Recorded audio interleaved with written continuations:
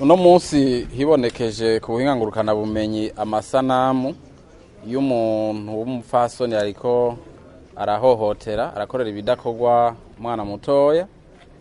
Hanyuma igipolisi c'u Burundi nkuko cama kibikora igihe cose kibonye amasanamu y'ububisha nka buriya caciye kinyaruka gutangura amatohoza gisanga koko ivyo bintu vyabaye nukuri, gica mbere gitangura kurondera uvyagirizwa rero yahavuye afatwa. Ni uyu mufasoni mubonye yitwa Niyonisunga Eveline, afise imyaka 30, akaba aba ngaha ku Interekwa, ni muri zone ya Gihosha muri komine ya Ntahangwa mu gisagara ca Bujumbura. Amatohoza amaze kwerekana yuko asanzwe ari umukenyezi yarasanganywe abana biwe batatu, umugabo yabivyaye hirya no hino tawusangiye se n'uwundi. Hanyuma ngo yoba yatoranye n'umusirikare yari abaheruka kuva muri bwa butumwa bw'amahoro hanze, bafatanira mu kabare.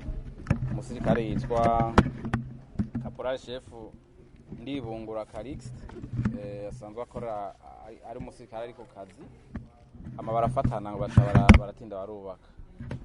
Bagiye kubaka rero uwo musirikare nawe yo bari yaravyaye umwana hanze, ari wo urya mwana mwabonye ariko arakorerwa ibara nkaririye. Hanyuma barabanye, uwo mugore afise abana batatu yari yaje azanye, atanumwe asangiye se n'uwundi. Hanyuma mu nyuma niho uwundi mukobwa uriya musirikare yari yavyaye ko yahava amubwira ati ngo canga utora umwana wiwawe, kuko yari yamaze kuronka undi mugabo ajako, ati uwo mugabo ntiyomwemera.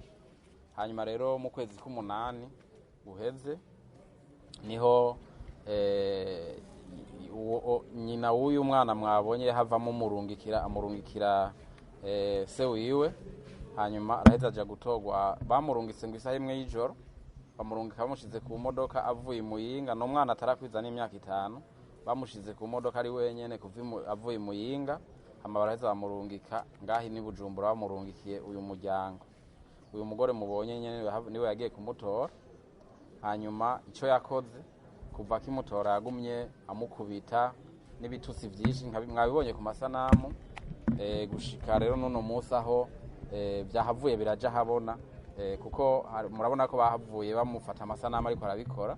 Hanyuma baraheza barakwiragiza amasanamu, igipolisi kiraheza kirabibona. Mubiravye rero murabona yuko kuri aya masanamu murabona yuko ata muntu agifise umutima, ata muntu na cane cane w'umuvyeyi yoshobora kubaho kugira ibintu nka biriya umwana, yongera amubwira n'amajambo nkajya mwumvise yariko aramutera. Ivyabaye rero nibara nagahomera bunwa. Ntitwari tuzi ko ibintu nk'ibi vyokozwe n'umuntu afise ubwenge, agifise umutima wo muri kino gihugu. Ariko murabona ko yabikoze, kandi urumva ko sinijyambere yaramaze kubikora igihe kirekire. Mwitegereje uyu mwana mwabonye ko ku mubiri we wose ari inkovu zaho yakubitwa, amaboko yamanitse hejuru, amubwira n'amajambo mabi cyane atawushaka kubwira umwana akiri mutoyi, ngo narabe hejuru ngo Imana yiwe mwezuza kumutabara, n'ayandi majambo menshi ata muntu muzima koko agifise akantu k'ubuntu bashobora kuvuga ariko arabwira umwana mutoya nk'uyu. Aha rero murabona ko yafashwe n'inyamiramabi. Ubu igica gikurikira nuko amatohoza yimbitse aca bandanya, ariko icihutirwa nuko ubu nyene avuye ngaha baca tumurungikira ubutungane kugira banze bumucira urubanza rw'ikibiriraho, hanyuma bumuhanire kino caha yakoze, kugira ngo bumuhane bwongere bumuhashe. Aha rero akamo twotera ku izina ry'ubushikiranganje bw'intwaro hagati mu gihugu, iterambere rusange n'umutekano, nuko twahamagarira abantu bose bariko batwumviriza, abantu bose bari muri kino gihugu, mbere n'abanyamahanga bari muri kino gihugu, tubibutsa yuko agateka k'umwana bategerezwa kubahiriza, kuko amategeko akingira umwana Uburundi mpuzamakungu Uburundi bwarateko igikumu burashira no mu mategeko yabwo. Bisigura rero ko butegerezwa kubibahiriza kujya nyene ari ayo nawe akabavuga yuko umwana ategerezwa gukingirwa cyo cyose cyo muhungabanya, na cyane cyane ibintu nk'ibi byo kumubabaza, ibintu nk'ibi byo kumukubita, ibintu nk'ibi byo kumuturubika, kuko umwana agiriwe ibintu nk'ibi mu bisanzwe aba ari umwana yiciye ubuzima. Ivyigwa vyakozwe byerekana yuko umwana yagiriwe ibintu nk'ibi ku myaka nk'iyi akenshi amaze gukura nawe aheza agakora ibintu nk'ibi mbere n'ibisumba ibi, canke akazoba ahubwo akazokorerwa nawe ibintu nk'ibi. Ivyo ni ivyigwa bimaze gukorwa n'abashakashatsi bamaze kwerekana.